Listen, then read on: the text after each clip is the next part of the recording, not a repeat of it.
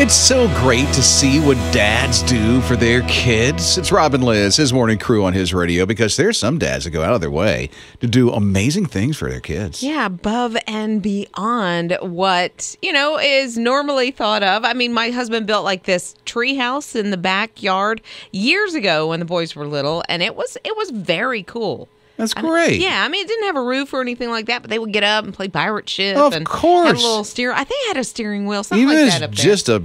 Just a piece of wood and a tree. That's the coolest. I know. That's a tree house for a kid. Yeah. 800-447-7234. Hi, Paula. So tell us about this dad that did something. I think it's your husband for your son, right? My husband kept talking about building this Noah's Ark bed, and he had this vision, and he kept trying to tell it to me. Well, I couldn't see any of it. And one day he goes out into the shop and he just starts putting together wood. And the next thing you know, you have this huge half of a boat that looks like Noah's Ark. And instead of it having a ramp, that was the actual bed with padding around it so that he could make his own little small toddler bed with all these animals and lights and things around the top. And it was so awesome. That child loved that bed. What did he do when he saw the bed? I'm so curious. We hid it until Christmas. How do you hide a bed like that? A Noah's Ark.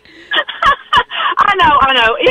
A friend of his helped him sneak it in on Christmas Eve. We let him sleep in our room for Christmas Eve, and when he got up and he walked, of course, he did Christmas, and then when he goes to his room, all he has is this face of amusement and shock, and he jumps in the middle of it and just sits there. It was so much to take in because it had its own little light switch and the lights and bookshelf, and it was the craziest thing I've ever seen. I'm just curious what you did when the animals started coming to your house. Well, I helped buy the animals.